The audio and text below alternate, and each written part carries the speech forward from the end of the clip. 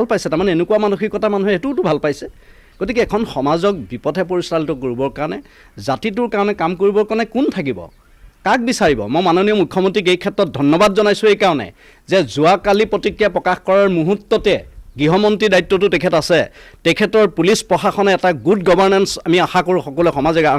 বিশৃংখলতা দূৰ কৰি শান্তিকামী জনতাক নিৰাপত্তা দিয়া চৰকাৰৰ এটা দায়িত্ব থাকে গতিকে এটা অশান্তি পৰিৱেশৰ সৃষ্টি কৰা এই চাম মানুহক শাস্তিবিলাক ইনষ্টেঞ্চবিলাক এনেকুৱা হ'ব লাগে যিটো ব্যক্তি বিশেষত থাকিব নালাগে আজি তেওঁক ক্ষমা খুজি ল'ব তেওঁক এৰিলোঁ কাইলৈ আয়োজনে কৰিব তেওঁক ক্ষমা খুজিব তেওঁ এৰিব পৰহিলৈ আয়োজনে কৰিব তেওঁক ক্ষমা খুজিব তেওঁ এৰিব তাৰমানে এইটো ব্যক্তি হৈ আছে নেকি সমাজ পৰিচালিত কৰিবৰ কাৰণে বেয়া পথেৰে বিপথে পৰিচালিত কৰিবৰ কাৰণে সমাজখনক ধ্বংস কৰিবৰ কাৰণে নৎসাত কৰিবৰ কাৰণে এইবিলাক বিকৃত মানসিক অমনুষ্যত্ব এইবিলাক পষ্টটো যদি আপোনালোকে পঢ়ে পষ্টটো দেখাৰ পিছত দুখ লাগিব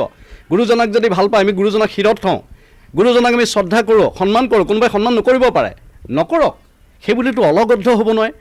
গুৰুজনটোক কোনো সত্ৰৰ সংস্কৃতিটোকতো বলধৰ সংস্কৃতি হ'ব নোৱাৰে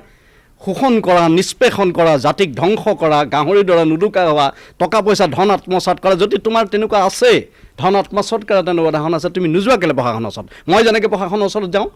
আজি ডিজিপি মহোদয়ক পদাধিকাৰ প্ৰধান সম্পাদক উপ পদাধিকাৰ মুখ্য উপদেষ্টা পৰ্যন্ত গৈ পেলাই আবেদন দিবলগীয়া হৈছে এনেকুৱাকাৰী দুষ্কৃতিকাৰীয়ে বিভিন্ন সময়ত আজিয়ে নহয় এই ঘটনাটো মাজে মাজে ঘটাই থাকে আৰু দুষ্কৃতিকাৰীয়ে নিজৰ পৰিচয় লুকুৱাই পেলাই এনেকুৱা কাম কৰি সমাজত বিভ্ৰান্তি কৰে কিছুমান পোষ্ট খুলিছে কিছুমান গ্ৰুপ খুলিছে সেইকাৰণে মই কৈছোঁ যে মানুহৰ স্বাধীনতা কথা কোৱাৰ স্বাধীনতা আছে মানুহৰ শালীনতাও থকা দৰকাৰ মাৰ্জিত পৰিমাৰ্জিত ভাষাৰে কথা কওক আমাক যিমান সমালোচনা কৰক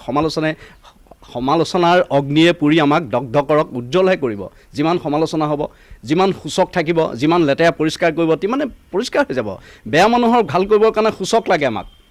বেয়া ঠাই পৰিষ্কাৰ কৰিবৰ কাৰণেও সূচক লাগে চবেই বেলেগ বেলেগ কাম কৰি আছে সেইসকল আমি সূচক বুলি গণ্য কৰোঁ তুকাৰামেও নিজে কৈছিলে যে তুকাৰামে কৈছিল মোৰ শত্ৰুৰ ঘৰৰ সন্মুখত শত্ৰুৱে বাস কৰক যাতে শোৱাৰ পৰা উঠিয়ে যাতে মই নিন্দা শুনিবলৈ পাওঁ তুকাৰামেও তেনেকৈ ভাবিছিলে কিয় ভাবিছিলে কাৰণ নিন্দা যিমানে কৰিব তিমানে অনুষ্ঠান উজ্জ্বলহে হ'ব মই ভাবোঁ যে এই নিন্দাই কেৱল অনুষ্ঠানক আঘাত কৰা নাই জাতিক নহয় মহাপুৰুষ শ্ৰীমন্ত শংকৰদেৱ গুৰুজনাৰ ব্ৰহ্মতালুত এই খুঁত মাৰিছে